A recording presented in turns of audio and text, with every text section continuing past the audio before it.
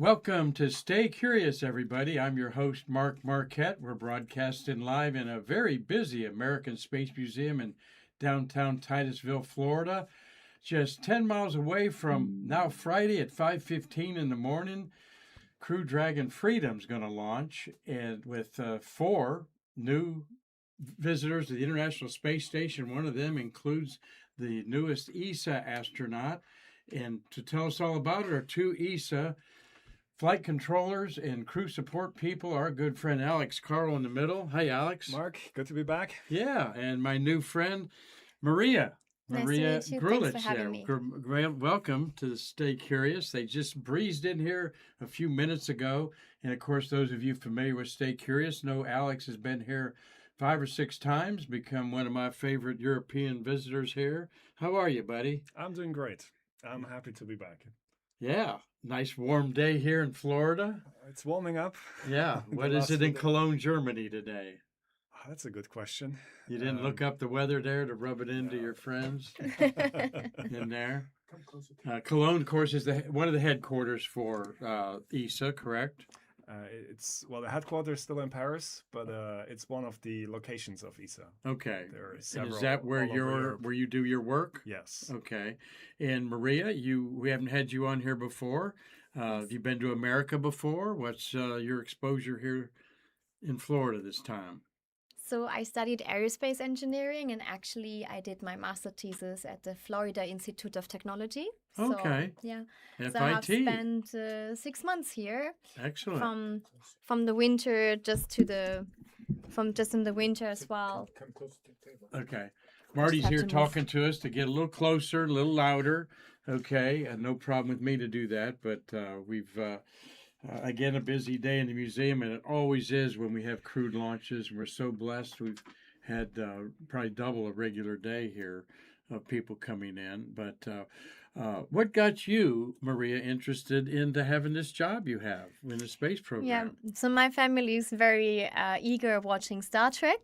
So Star Trek. Growing up, I watched a lot of Star Trek, and then I was very much interested in studying something in engineering. And then I thought, oh, what is a very nice area? And then somehow I thought, why not space? Because I love the idea of just people living peacefully in outer space where there are no borders. Excellent. And Alex, how did you get involved in this? I almost would have said the same thing. Star Trek was definitely Trekkies, not Star Wars. We have two here. Played a big part, but Okay. Since I can remember, I loved space and science fiction, and I never thought it would become my job actually. But after high school, I needed to figure out what to do, and I looked at all the options, and aerospace engineering was one of them, and never looked back. So we'll talk more about the crews in specific here and what you guys are doing to support them here to keep you all staying curious a minute. And if you do have questions, we've got a great group of people that watch us. Let me poke my smart tablet here and get you guys up there and see who's watching today's show. If you do have a question, maybe you've seen like Tom Celentano. He's up there in Connecticut. He is has been watching us for a long time. Jim McDade, greetings to you. Dave Stangy's up in Michigan, 43 degrees in Michigan. He's happy about that because they've been 43 below sometimes. We have a good time on here, Maria, and with our guests here. We've been doing this for over 5 years. Wow. It'll be 1,400 and some episodes. And with Marty Winkle, my co-producer, he's like a big brother to me, and he's put up with my antics over the years. You've gotten to know Marty pretty well. You've probably been coming on the show maybe 4 years ago. I think I got a picture of you here.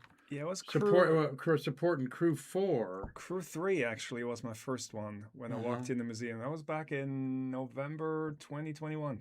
I got a picture of that here to show you just a minute. But yeah, wow, 5 years. We want to thank our sponsors, Hyatt Place, for sponsoring Stay Curious and our activities off-site here. We had a beautiful space memorabilia show on Saturday that you two showed up to. I didn't put a picture of you guys in there. I didn't think about that. I had so much on my mind. I'll show you that tomorrow, maybe. But yeah, I goofed up there. I got a good picture that I'll send you.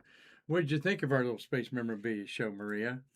I loved it. It was very nice because I found an zero-G indicator I Oh, was looking for a long time. It was a sparkling dinosaur. oh, okay. Oh, yeah, I remember you. Yes, okay. The zero G indicator, right? Yeah. Uh, and you hadn't been to it before either. Doggone, I should have showed a picture of you two, but when I thank you guys for being here tomorrow, I'll show it. Yes. But we had a good turnout. Everybody Yeah. made a little bit of money. It was our ninth one. We had it at two other places, and I think this is our place that things can get really big if you've been to a Comic-Con and stuff like that. I don't want to fill up an auditorium. I want to fill up a good sized room and have quality vendors and quality stuff there. So we had a good time with it. The hotel is right on 5 miles from the museum. And this is a picture, Marty, where the bridge wasn't completed yet.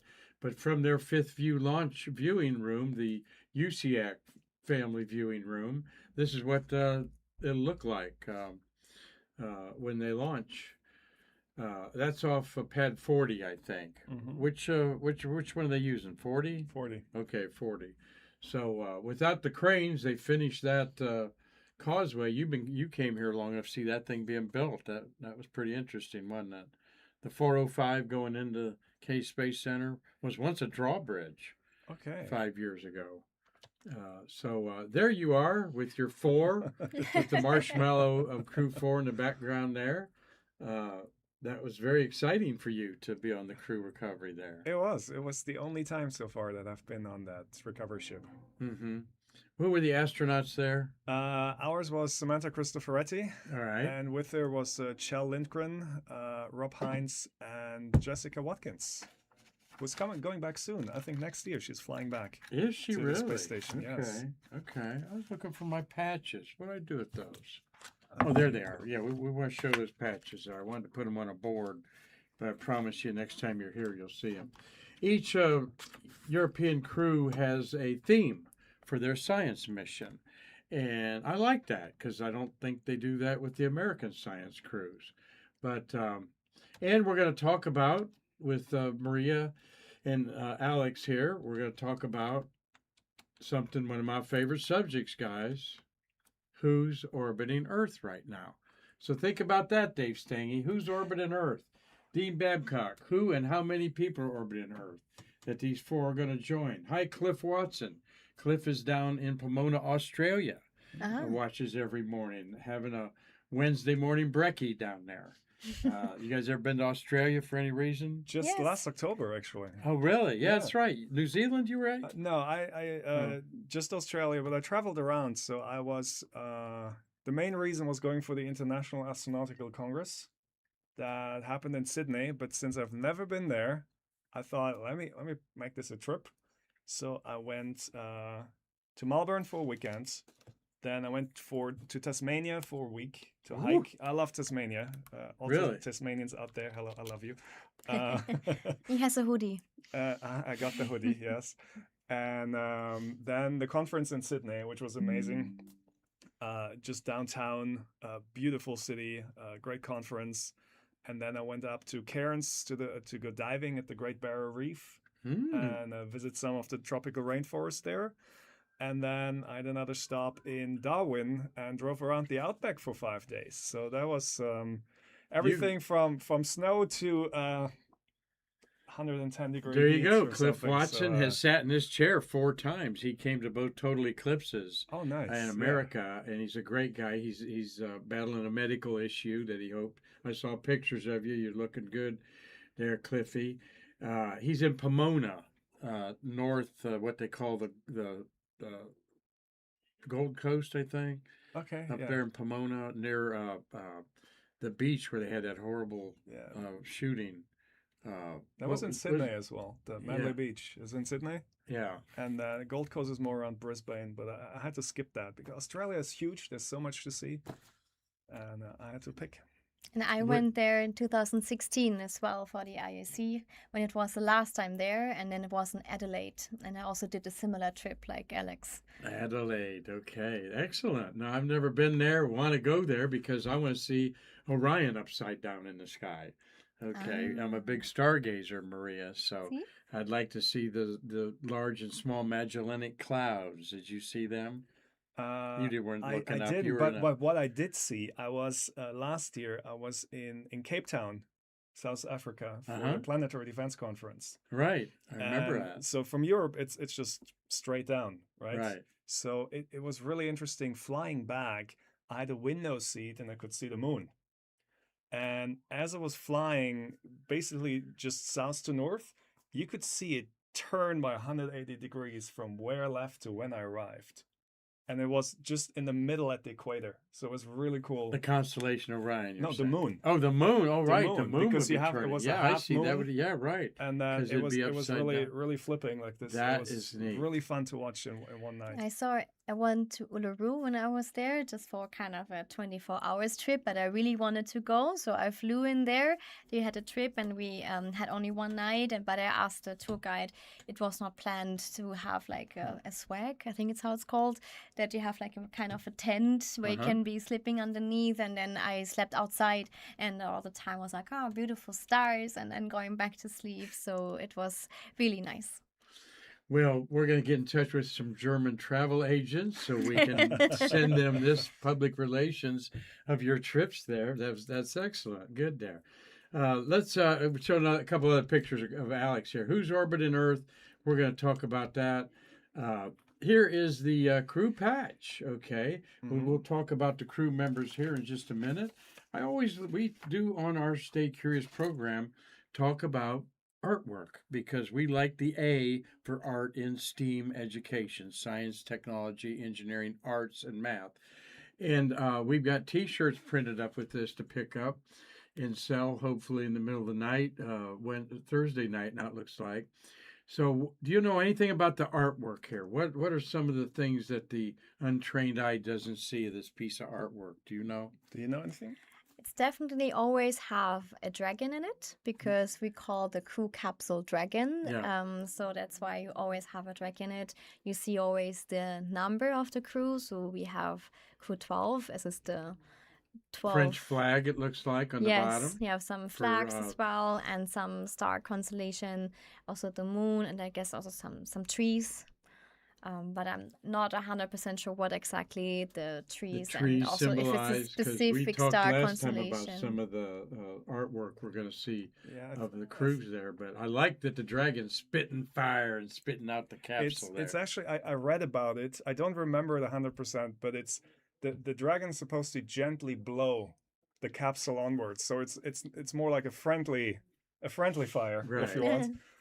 And I think the trees was the fog, or however you want to call it. That's kind of the mystery that they want to explore. And Okay, the fog around the trees, I see that. The Yeah. stars always are going to mean something, either to the crew or to the mission. You got the crescent moon there in the top, up there. Let's meet the astronauts here. You can help me on left to right. The two men are. on the left we have Andrei Fedayev from Okay. Russia. He has been in space 185 days. All right.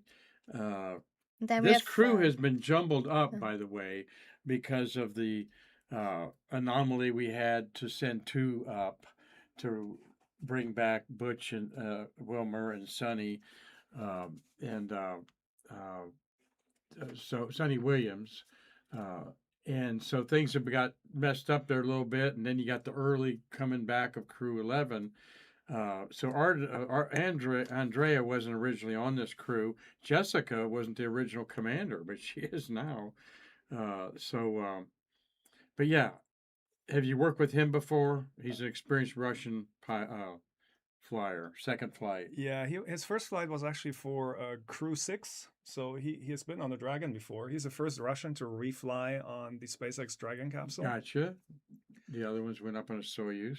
Next to him is Jessica Meir. She's very interesting. She's 48 years old. I didn't get how old Andre was. but she's 48. She was my choice to be the first woman on the moon. Same for me, actually. Same, yeah. Oh, really? Yeah. So I lost a bet there. Well, it's still And then I possible, no? picked Christina Cook as second. So, uh, uh, so you've worked. She's very interesting. 205 days in space, age 48. She's from Caribou, Maine. Okay, which is she might be the only astronaut from Maine. I'll bet someone will tell me they're not. That there's someone else from there. She's Iraqi, Jewish dad, and her mom's Swedish. But here's something two things I dug up about her. One, she studied emperor penguins in the Antarctica. All right, this woman's been to Antarctica a lot, and so was Christina Cook. That's why Yeah. I thought they would be, first choices there. But she's been in Antarctica a bunch and studied emperor penguins. Everybody knows what those cute little cuddly penguins look like. And her partner, a man named Duke Brady, twice, Marty, has been on the TV reality show Naked and Afraid. Really? I didn't know that. Okay, Marty. Do you ever watch Naked and Afraid TV show, Marty? Yes. Yes. You do?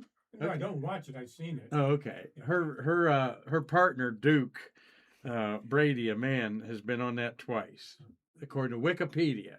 All right, which is not always right, but I like little things like that. So, how's Jessica been to work with? Jessica is actually one of my favorite astronauts to work with. I had the pleasure to work with her before, just when I got this job, actually, at the end of 2019. She was up in space as part of Increment 61, together with Luca Parmitano. And she did a couple of experiments, including my old payload I worked on before becoming the Eurocom. Was the FSL, the Fluent Science Laboratory. And so I had a couple of activities with Jessica, and I found her very, very fun to work with. And the other story is I had my very last shift for her with her before I went on holidays, and then COVID started. So for a very long time, Jessica was the last shift I did before coming back to work during the pandemic. Interesting. One of our viewers, Dave Stange, Maria says that Samantha Cristoforetti was part of the Olympic opening ceremonies. Yeah, we heard about that. Uh-huh. Yeah, but I didn't watch it because we are currently busy here, so didn't have the time to actually watch the opening ceremony of the Olympics. Let's talk about that in a second here. I didn't know how far this was going to go. We're having a great time here. Wanted to show you out there by the Apollo 1 gallery gantry there. You can tell by the color of my beard that was about 5 years ago. It was a while Yes. ago. You will notice that also a lot more. Mine has no color anymore, just one color. But have you guys been to the Moon Hut yet? The No, renovated Moon not Hut? the new No. one. Yeah, you I gotta drove check by that out. today and I was like, I need to check it out. Yeah. And see. And give me a call if we can get together to eat. We're going to talk about the launch here in a second. But last time you were here, you got to hear Winston Scott there play his trumpet at the Jazz Club. Yeah, that was quite a treat, actually. I wasn't quite sure what to expect, but it was, know. but it was a lot of fun. Yeah, small little Italian American club in Melbourne. Okay. And when you were here for your first visit, there you were at the consoles. Okay. That this fueled the space shuttle, these actual consoles. But taken off your website, this is what you and Maria are used to today, right? Exactly. This Yeah. is where we work, yeah. So tell us exactly, Maria, what does work mean to you? So as I'm a flight controller, same as Alex, it means that we are sitting on console and we are supporting all the European experiments.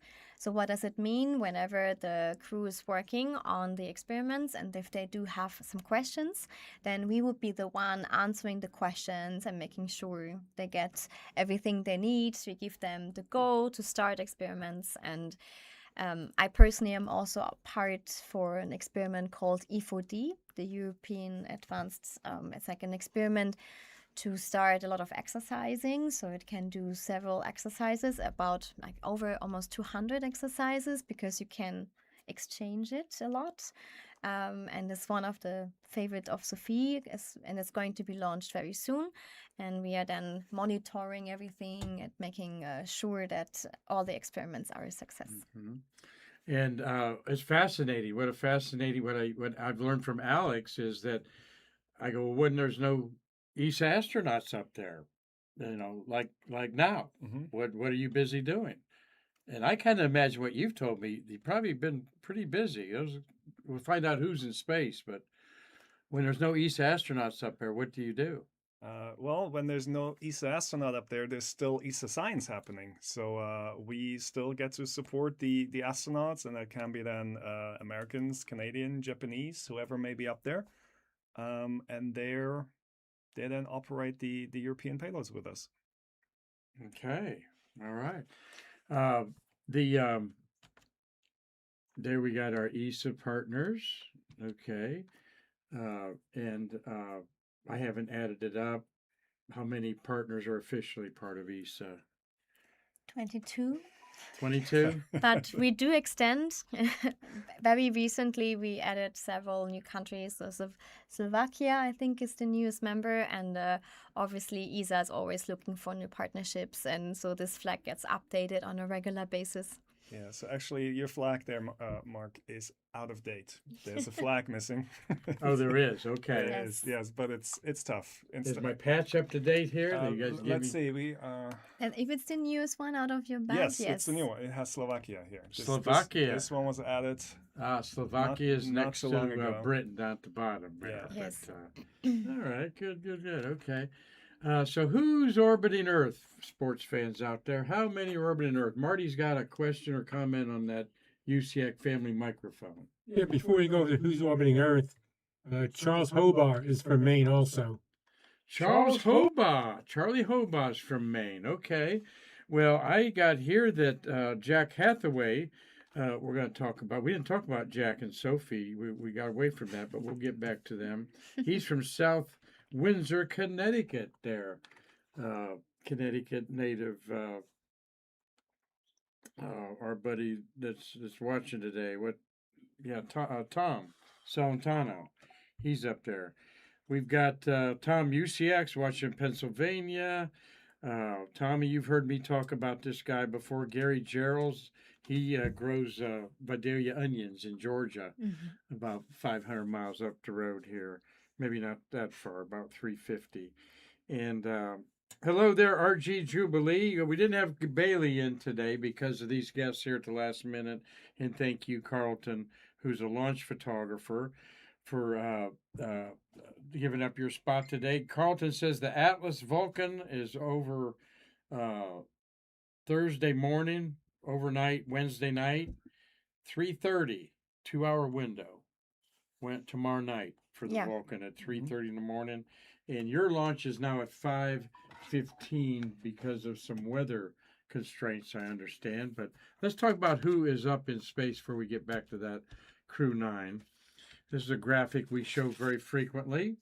We've got 1, 2, 3, 4, 5 cargo ships. No, 6 cargo ships. There's 1, 2, 3, 4, 5, 6. Yes, 6 vehicles attached to the ISS. I think we had a record 9. Yeah, just very recently, right? Yep, When yep. all the ports were Yep. occupied. And you've got the HTX X1. That's Japanese, isn't it? Yes. That's their cargo ship, the Crew Dragon, and the cargo crew is going to dock right above the Crew Dragon there. That's the port it's going to dock at. The only crew up there, their safety net is the Soyuz MS-28 there, while the 2 Progress are in Cygnus there of Northrop Grumman are being filled up with garbage as we speak probably right now. What do they do? What do these function up there? You've got 1 crew up there, and who's up there? There's the International Space Station and the Chinese Tiangong, okay, in a highly CG photo, but taken by a photographer on Earth. We've got 6 humans orbiting Earth, all right, 3 on the Chinese Tiangong, 3 on the International Space Station. And I can't remember the last time we had 3 up there. It's been a while. It's been a while. I'm thinking yes. maybe 10 years even. I think probably more. Okay. I mean, I'm not sure. Well, so tell us about what does that? Here's the vehicles parked there, like I said, and there's the docking that we want to happen here, hopefully over the weekend. A photographer, Philip. Oh, I forget his name there. He's for decades has photographed with his telescope in the backyard. I think in Paris or in France, Oh, wow. and he took these photos and then had CG or AI upgrade a little bit, so they're way enhanced with replacing some pieces and parts even, but gives you a good idea of the size ratio of the two spacecraft.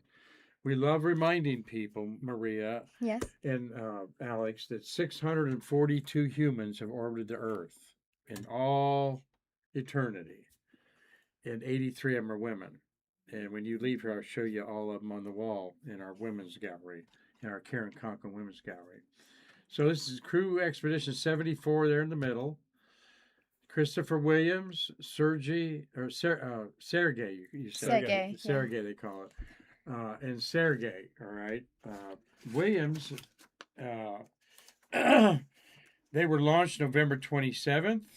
They've been in space 76 days. It's their 76th day in space. Rookie was Chris Williams, and the one on the right, Mikhayev, and then Kud Serchikov. This is his third trip to space, I think. 260 days he's been up there. I think He's it's his the second. Actually. second. Okay, yeah, one crew. Yeah, 85 and 75. That about make it right. Or 185 and 75. He's the crew commander. Christopher Williams, here in Black History Month being celebrated. I forget his descent, but he's the only person of color orbiting our Earth right now. And Christopher Lee's from New York City. Okay. MIT Brainiac. All right. He's born in 83, so he's 43 years old. He has two daughters and a wife. Okay. And we love pointing that out, that these people have families and dogs and cats and bills and problem in-laws and that sort of stuff, don't they? Definitely. They're just like normal human beings. Yeah. So they I mean- train a lot. They have very big dreams, of course. But at the end of the day, just like us. So they just have the same needs and they love all their families. Yeah, one thing I've learned here at the American Space Museum dealing with astronauts is not to put them on a pedestal. I'm constantly reminded that by the space workers and other people that, they're not on a pedestal, and by them themselves. Yes, and that's actually a good segue. I wanted to say a few words about our friend in the middle there, Sergei Kuznetsov. I had the honor of meeting him. As you know, all the astronauts that come to Cologne, to the European astronauts, or that go to the ISS, they come to Cologne and get trained on the European systems. Some more, some less, but everybody has some basic understanding how the systems work. And I met Sergei the first time when he was there. That was also during COVID. So I have a picture with him and we're all wearing masks. It seems like a long time ago. But and now that he's back up, actually last week, I got to work with him for just a few minutes. But we have one experiment that is still ongoing. That's a collaboration between the Russians and the Europeans. So the Russian cosmonauts come over to the Columbus module, and they help us perform the experiment there, and then they go back to their side of the station. And Sergei speaks really well English. And now being the station commander, what happens in the morning, you may have heard they have this morning DPC, the morning daily planning conference. Okay, DPC, Daily Planning Conference. And Got it. And usually We love acronyms. we sure do. And usually the American or international side starts first, and then it's being handed over to the Russians. What I noticed is that Sergei, usually when the handover happens, in my experience, the Russian side just switches over and starts talking with Moscow. And Sergey, and I really enjoy this, and I really like it, and I want to mention it here. Uh, he picks up in English and greets every ground station in Houston, Huntsville, Scuba, and Munich before going to Moscow in English. Oh, excellent. And I think it's a really nice gesture. Excellent, excellent. As And we say over and over, we know the Ukraine situation in Russia, and we have had Ukrainian friends here on the yes, show. And I don't know why the International Space Station's not gotten the Nobel Peace Prize. Yeah. Okay, because there's a great example and one of thing a to Russian keep in working with the world. and one thing to keep in mind, of course, you have the governments and you have the people, and that's not always the same. Right. Yeah, exactly. And Sergey, one thing also, he is very active when he's not flying. He works with kids who have cancer in Russia, Oh and my it's like goodness. doing a visiting them in the hospital and doing a lot of projects around that. So he's a really cool guy. Excellent. I'd love to meet him. Boy, that'd be awesome to meet a cosmonaut like him. We're talking about this gentleman in the center there. How do you say his last name? Sergey Don't- I do not want to. Servaskov. Kutskwerchkov Okay. is Uh, maybe close. that's so great to get this inside information there. Um, and so, do you have any comment about interacting with these gentlemen? Yeah, The so last the last month they've been by themselves. yeah, I mean, literally with Chris Williams, we also do work. As Alex said, they all come to train at the European Astronaut Center where Alex and I work, and they do try out all of our experiments. And what I said for E4D, Chris is most likely the astronaut to install it, and he tried out all our procedures, and also they give us valuable feedback on how easy it is to read them, because this is a big part also, at least of my job, to prepare and write the instructions for the astronaut on what they have to do, what are the steps to take, how to assemble the experiments. And yeah, so we took all of this feedback, and hopefully we will have that procedure ready very soon. Excellent. Yes, excellent. They're going to, from what we understand about the space station, you two, there's a lot of maintenance goes on. And I wonder how this maintenance load we've been operating it with 5 or 6 people for a long time, right? Can you speak to that, Alex, about these guys being left up there 3? Our experiment rack. So similar to Alex, I also worked in a payload center for Biolab, and there you have to exchange biological filter from time to time to make sure when the next experiment comes up, it's not contaminating, there's There nothing you go. happening. So that's one of the maintenance activities we do, or at least in Columbus, this is what I know best. We also have so-called TCUs, which is a fancy word for fridge, so temperature controlled units. And one of the maintenance there is kind of like a cleaning activity. So you have to clean the whole fridge to make sure when we then load the experiment before the experiment starts or after the experiment is finished, especially for biology experiments, you have to cool the samples afterwards before they can come down. This is one of the maintenance tasks. And Excellent. cleaning Great. everything as well. Every Saturday is a cleaning day, Yeah. similar to you at home. I guess they're also listening and watching the same podcasts. So this is also the same. So Great explanation. We're enjoying Maria Grulich here and Alex Karl. They are both work for ESA. They're support crew engineers and also Eurocoms, which in America is Capcom. If you watch the NASA channel and them talking to the space station. And we've had Alex on 4 or 5 times. Always a treat to have him here. They're here to support the launch of Crew 12. I wanted to mention also in space here. I put where'd I got the picture of the Chinese? I didn't put the Chinese guys up there. Wanted to just mention that Zhang Wu and Zhang are up there. They've been up there for 103 days. All right, 3 months they've been up there. The guy on the left, Zhang Lu, This is his third trip to space, 288 days he's logged. And you don't kid yourself, you could be looking at one of three of these men putting boots on the moon one day because Yeah. they want to have, and they have claimed that they're going to be there by the end of this decade. And I personally think America will be in for a shock sometime in 2028. Is there much talk about the undeclared moon race between America and China to return to the moon? What's the ESA take on that, or Alex? Um, Not so much about China and the US. Of course, Europe is partnering with NASA. As you know, America couldn't get to the moon without Europe because there's a European service module propelling the Orion spacecraft Yeah. to the moon and back. So Europe and or ESA and NASA are strong partners in the moon program. In Europe, we don't talk much what the Chinese are doing. So that seems to be more an American phenomenon. Yeah. And I think ESA is more interested in how we can contribute. We're building a lunar lander for cargo, for example.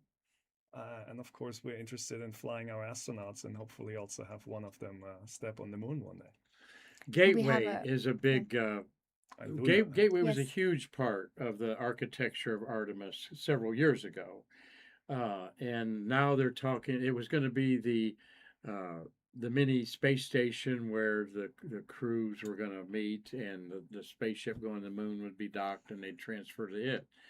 And we're not going to get into all that architecture here, just briefly. Where does the Gateway stand right now? I know the Halo's been built. That's the habitat. I've talked to some people that have worked with it. The hardware has come along, just like you guys are going to launch it one day, correct? I believe that's for Artemis 4. Yeah, Artemis 4 or when they 5. start bringing up the modules for Gateway. And as far as I know, it's currently being built in Italy. Yeah, it's called Esprit, the European part. And what Alex also tried to mention is we have a lunar hall next to EAC, the European Astronaut Center, and that is kind of very unique in the world. NASA is just building their own, but we were first, at least for once. We Yeah. have a kind of a test bed for the lunar surface, so we Is that can. up in the Netherlands? No, it's right in Cologne, Germany. Oh, okay. It is in Cologne. Yes, Okay. so it's kind of a hall where we have like lunar regolith, so kind of a simulant for the dust and for the soil of the moon. Truckloads of it, right? Truckloads So you of can it actually coming work from on the it. Eiffel, 1 hour away. So volcanic, it's made of volcanic stones, so very tiny. So that simulates the same properties like we would find them on the moon. And there, the astronauts can then train how to walk and how to work on the lunar surface. So we have this there. And and also there's a lot of campaigns testing the equipments, little rovers. So there's a lot happening as well. Excellent. I'll look that up and we'll do a little program on it. There's a picture of Chris Williams up there. I had a cool picture of the crew there. You were talking about Sergey there in the middle there being such an outstanding guy. What you told me, boy, he's a natural to be the commander of the ISS up there. So love that. There is their crew patch, okay, of the Soyuz 28 that took them up there. That's kind of a cool patch. You often don't see Russian Roscosmos patches, but that's theirs there. And there's the Crew Dragon we spoke of, which I was supposed to put in there, your Epsilon that you guys are wearing today. But there's what we hope will happen. Let's talk a minute here about. We just wanted to mention that Jack Hathaway is the pilot, and Jack is The one in yellow yeah, with with the a mustache. mustache. Yeah. Okay. And then on the right, tell us about Sophie Ardeneau. Is that how you say her name? I don't know. Ardeneau. She's 43. My little quick bio looking her up. She was the first helicopter test pilot. Okay, testing helicopters. That's Female in the French Air Force. Yeah, in the French So- Air Force there. So Sophie was chosen 4 years ago, it looks like, to be an ESA astronaut. Tell us about she's why you're here. So tell us a little bit about your friend Sophie. Sophie is French, but we always love to say she's a European astronaut with French nationality, Okay, because we are representing the European Space Agency here, and we both actually are part of the crew support team. So we're supporting her launch campaign. excellent. Working with her, she was on this crew from the beginning, I think. But like I said, this had some shifting around in there. But Yeah, she was announced, I think, a year and a half ago, roughly. Or is it almost 2 years now? Yeah, almost 2 years. Sophie? Yeah. well, 2 rookies, so we'll get up to 644 humans of orbited Earth, and then we'll add another woman. That'll make 84. Yeah. I've got our staff already putting her picture together to put on the wall. You haven't seen that yet. Yeah, she was the second French woman after second French- Claudie and Enier. Yes, after Claudia. Claudie. Who? Yeah, Claudie. Trudy. Claudie. Yeah, Claudie. Claudie. Yeah. What's her last name? Is with an H, which we do not spell in French. So it's ingénieur. Okay, So, Argenia. I Yeah. practiced my French the last couple of days. She's very, very. Yeah, I think she's married to an astronaut too. Yes, she is. Yeah. In there to Islets, Iris. No, that's a different one. That's a different. That's a different one. All right. Well, they're gonna keep me straight here as we're enjoying this conversation. There is Christina. Jessica. Jessica. With Jack Holloway. Yep. Okay. The two Americans there. He's a Navy guy. Okay. A Marine too, I think, Marty. Hoorah to the Marines up there. And I did pull off your here was a crew. That's the other Russian. There was another Russian that was on this crew, and we're not going to pin their question back, but he was dismissed and replaced by your friend Sergey because I don't know. He may have photographed some SpaceX documents or something. They say, but what I like about this is to see the astronauts. There's a bag of something in front of them. They're all.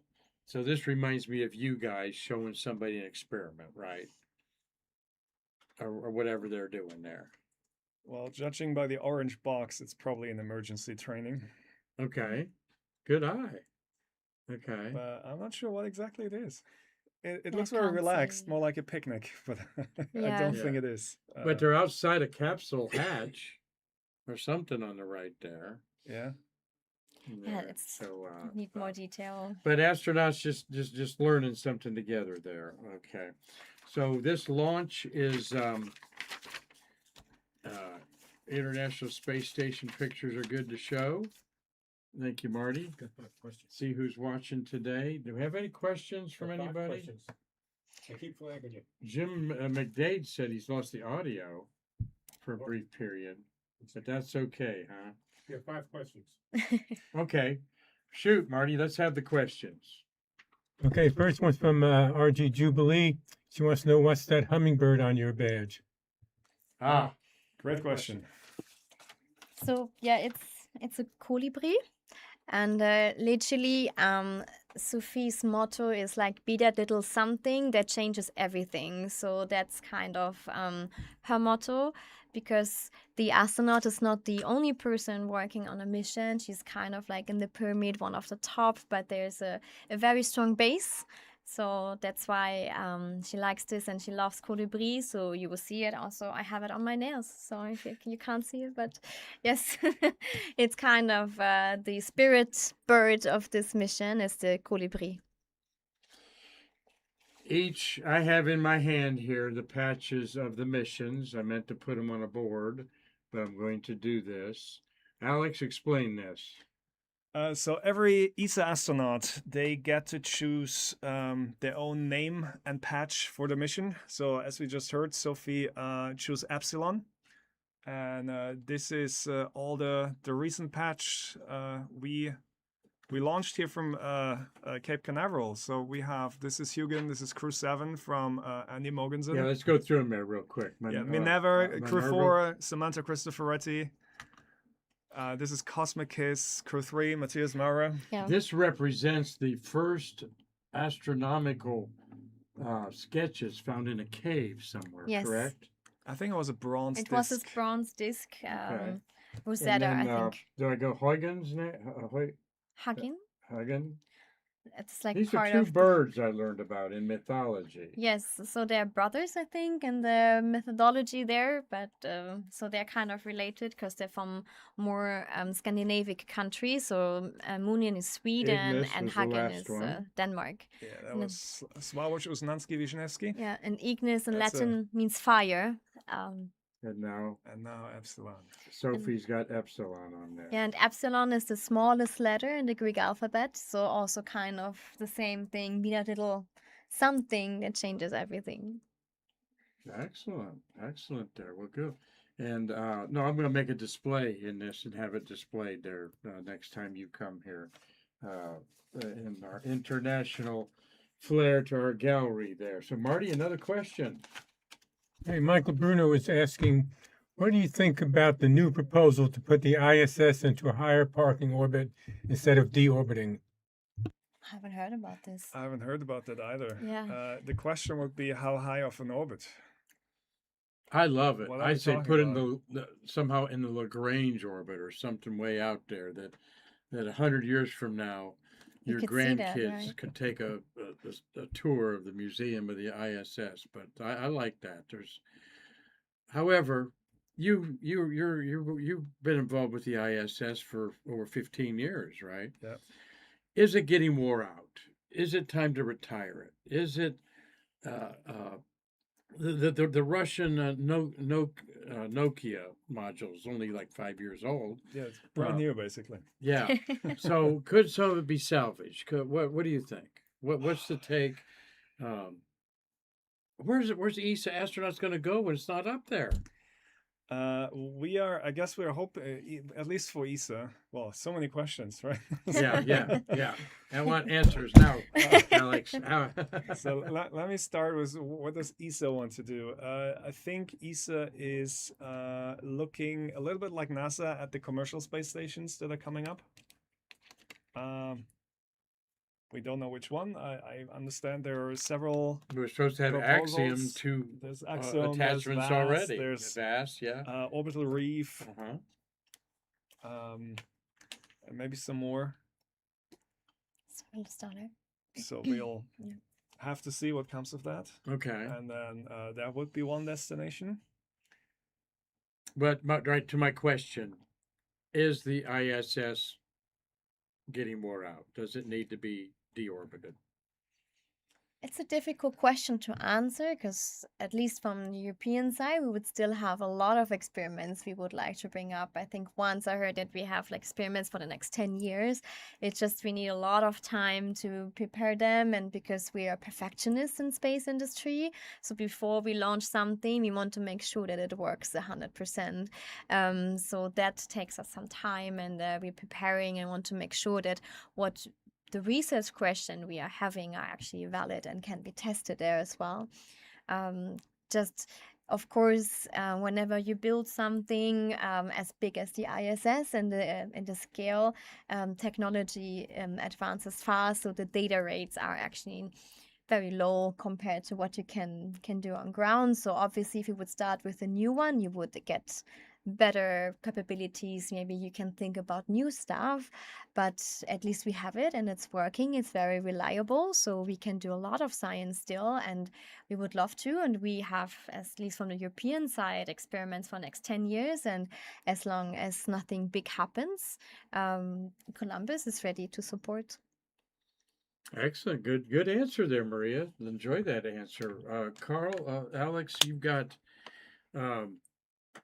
we know these experiments have to be in the queue for years before they're flown. If we're going to deorbit the ISS in 2030, we got 4 more years. Yeah. they should be shutting the door right now on anything that could go up there. Are you What I seeing that? said, we still have, I can tell you, 10 Ah, experiments we still want to bring up in okay. time. And we are actually having more the issue that ESA has not enough upload capability. So there's not enough cargo vehicles to bring up all the experiments that we have ready to launch. So, yeah, we would love an extension of the ISS, obviously, if we could, or at least a replacement. This coming from the biology side, especially biology is super interesting, and especially in low Earth orbit, as if you're going further out, you stresses the biology more, and you cannot maybe see the effects you want to test because Okay. there's higher radiation, everything, and you need more the human in the loop than, for example, for material science. Material science is more robust, so biology is more interesting, and especially also cancer research, human physiology, plants. There's so many ideas of what we want to still research on, and that is particularly interesting in low Earth orbit. A great answer. You have anything to add to that? Nope. Maria has spoken. That's good. No, do you think ESA will lobby for an extension? Oh, that's a tough question because there's Yeah. not just one ESA. If you look at our logo, you see the 20 Correct. plus flags, and those are all the member states of ESA, and they all need to agree, or at least enough of them need to agree, because they're the ones who put the money down, and that is not so easy. Okay, And- good. And we need international partners like the US. Like we can't. Spaceflight is very expensive. That's why our International Space Station was born, in the idea of collaboration and to work together in space. So obviously, we then have to reduce the scope if we want to do things by ourselves, so it cannot be in the same way. And also, if you then reduces the sizes, means, for example, right now we have huge centrifuges that we can use as a kind of comparison experiment, and this obviously, if you have smaller sizes, then the capabilities of experiment will also be lower, what you can test. Thank you, Maria. Marty, another question? Yeah, I'm going to skip Robert Law's question. I'll get back to it in a minute. But Dean Babcock is asking how many ESA science experiments are being monitored aboard the ISS. So what we have at the moment, so we have ACES, one of the atomic clocks, which was brought up last year. So it's still in the commissioning phase, kind of. So we're still trying to get it ready. So it's the most accurate measurement to measure time, to kind of prove the relativity theory of Albert Einstein. It was brought up last year, was very long in development. So this is a big thing we have on the outside. We are having EML, is the electric magnetic levitator. It's one of the ESA's biggest success in terms of experiments. They are doing material science, testing different alloys in space, how they behave. So they heat them up, then they cool it down, and they want to see how the different alloys, the properties are changing. So their main idea is to find the holy grail of material science, to kind of know just out of the liquid phase how you cool it down to get the properties that you would like to have just out of the process. And there are over 200 papers every year on this, just on this one experiment facility. Wow. And we are 200 constantly papers a year. Yes, they like each batch contains at least 20 samples, and then the astronauts' task would be to exchange that batch and put a new batch in for the ground team to then do all the experiments from ground, and then to monitor and command everything from ground. This is the science and things I wish that the general people around the world could understand what's being done, that directly creates new medicines, new metals, those sort of things, new circuitries and so forth in the space environment. Thank you for explaining it like that, Maria. I see Carlton's question here about, he thinks it's Huygens and it's Huggen there.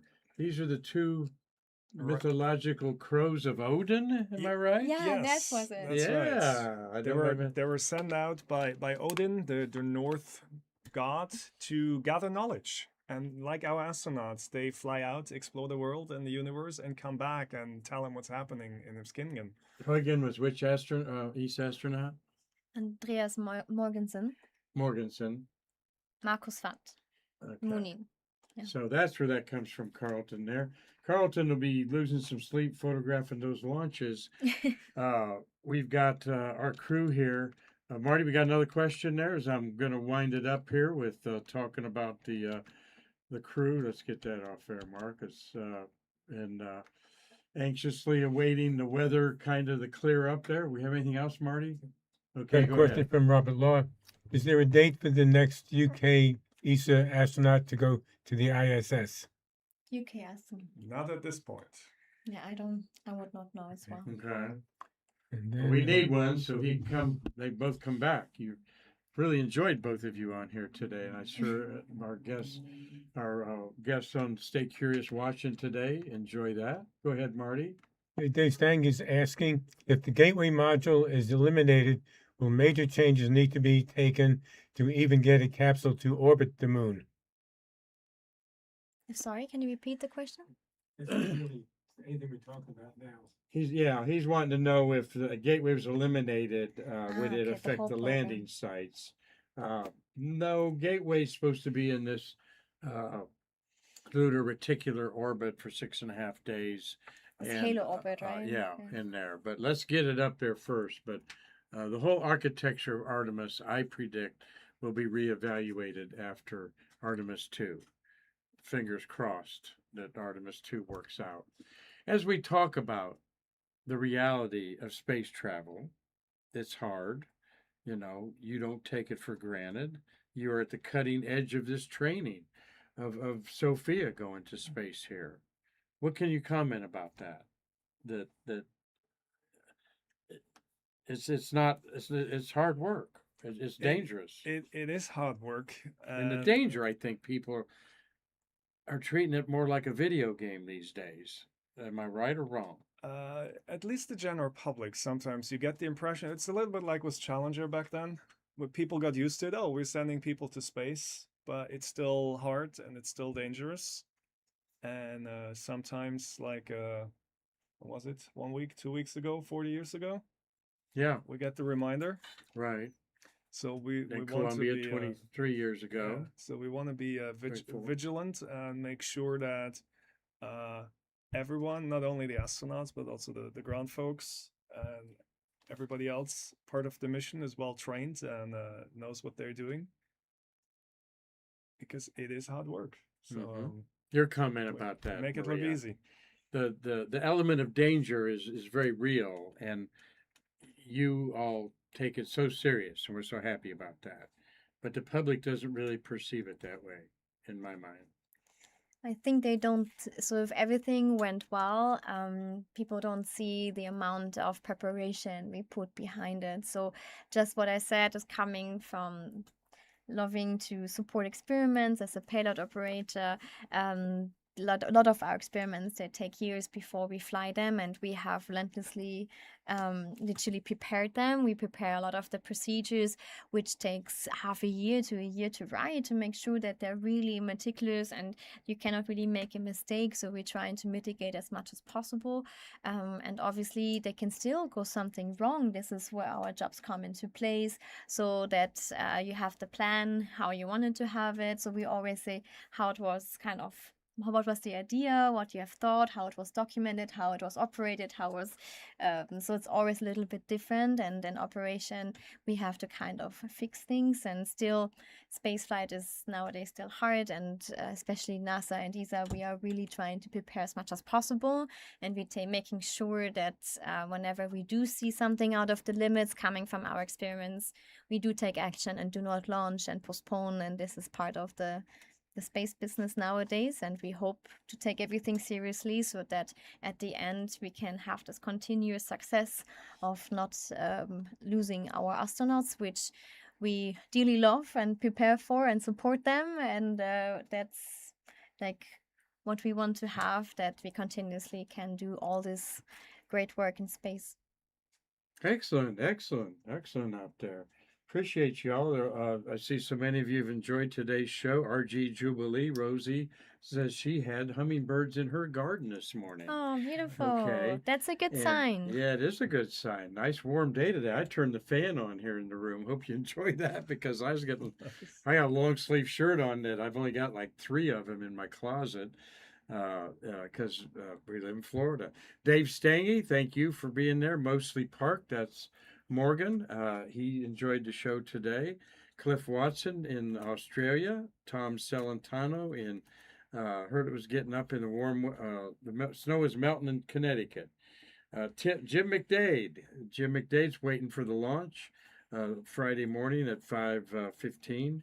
He's here. We did a show with Jim Friday. Dean Babcock. Great that you're watching. Tommy Usiak in Pennsylvania. Robert Laws in Dundee, Scotland. Thank you for your questions, Robert. There's Ophelia Sauterol. She's in France. So when I wave at France or Bonjour. Cologne, yeah, that's about 5,000 miles away, right? Artemis 2's not even getting that close to the moon. And I'm making fun of that, but it's the truth. Gary Gerald, hope you're doing very well with your wife there in Collins, Georgia. Doug Forrest is out in Los Angeles. Carlton Bailey's about 20 miles down the road here. Michael Bruno's in Miami, and Fred Kilner's watching today. Hope that you enjoyed this very special Stay Curious edition with 2 people who are working on communicating with the International Space Station. Maria Grulich here and Alex Karl. And so glad that you could take your time out of a busy week here to sit down with us for an hour. So how about this launch 5:15 Friday? Weather's probably it's been pushed back twice because of weather. Is the booster landing here at the Cape? Yes, and I Okay. said it's the first time right next to that pad. So we're very excited. It's the first So for high this level launch. winds, is that what they're talking Mhm. about? And Yeah. we got a front coming in here too this weekend that could wreak havoc on the Daytona 500 Okay. race. So it could rain again Sunday, but you can't control the weather or anything, but just be ready. And so, are you helping the families that are here with the ESA astronaut? What kind of things you gonna be doing the next day here for Sophie Ardenau? And she have family here from France. What's that like? Yeah. Like every astronaut, they're allowed to invite a certain number of their friends and family to come watch the launch and greet them and wave them goodbye. And so we take care of the family and the friends that she invites. And we had a very nice How many is that? A dozen? 30? about 80. 80. 80. That's Wow, that's also more the, than I thought. the That's same number that NASA is allocating to their astronauts. okay. Or to any astronaut really. And okay, it's more difficult to come over from France than from somewhere in the US, so it's not always the full contingent. But we have about 65 people here. And yeah, yesterday we had a nice event was the wafer cross. It's a tradition from the shuttle days where people can The sit- wafer cross. wave Oh, across. wave across. The wave across. So yeah, wave. there's some stanchions to keep the quarantine, Yeah. of course, but it's an opportunity for the guests to meet with their friend, their sister, their brother, their Oh, I had a great whatever it day is, for it right? yesterday. And It yeah, was beautiful, yeah. and so that's usually a emotional moment for everyone. They wave, I don't know, they talk a little bit. And then the astronaut goes on and gets prepared for launch. Okay, now we have a couple of extra days, but we'll also accompany the guests to the launch. We'll be watching from Banana Creek, and then they will see their friend or family member go up to space, hopefully on Friday. Excellent. How's this experience been for you, Maria? It's been extraordinary. It's been very nice because I've been working in space for quite a long time, but in the crew support office just for a year. So it's the first time I will be the extended family escort. So I'm learning a lot from my colleagues how they're preparing for this launch campaign, and to see everybody so excited and emotional at the same time. It's been really great, and also to see Sophie, who has trained now for 2 years for the specific mission, finally getting on the last stretches to fly to space. It's amazing. She's been dreaming for this for a long time, and it's really nice to see her very up and to talk to her very soon. So I will be very excited to also supporting her mission then as a Eurocon. Well, good luck to you all. Enjoy it. You'll see a rocket launch hopefully Thursday in the middle of the night there. So just stay up and don't go to bed for the 5:15 one, I guess, in the morning there. Is there anything I've not asked you, Maria, that you'd like to share on our Stay Curious program with our guests?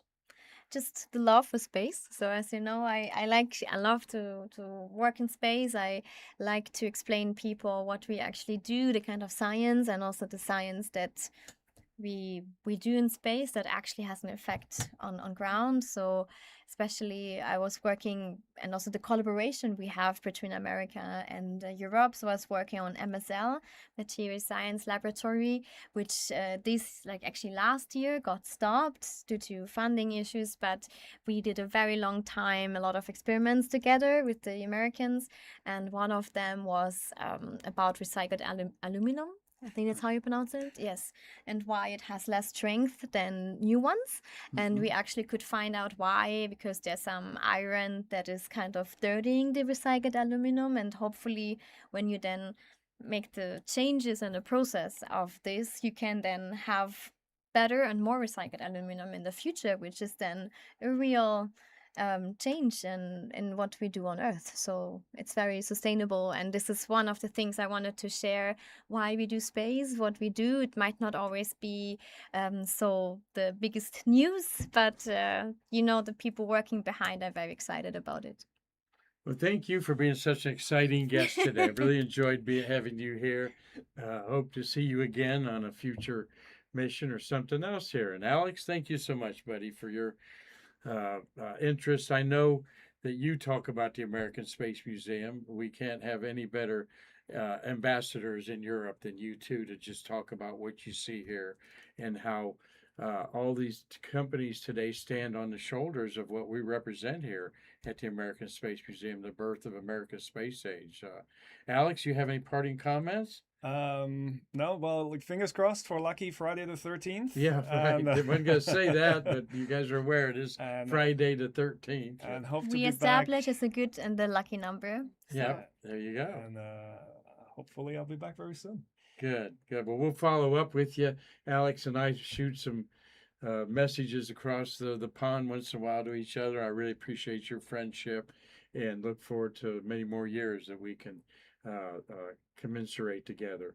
Marty, anything over there on our console? Thank you for a good job today. Thank you all for watching. We're efforting a guest on Wednesday. We're going to have Terry White here on Thursday. He's our expert of thermal protection system in the tiles. Terry's always a great show to have.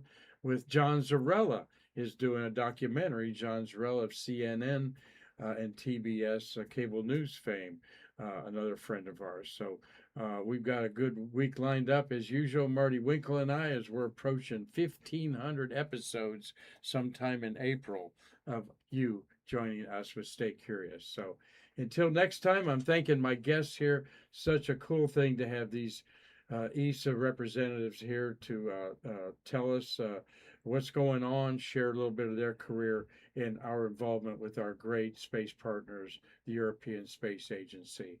So until next time, I'm Mark Marquez saying thank you for watching, and I can't wait to see you in our museum to bridge the space between us. Thanks, everybody. Ciao.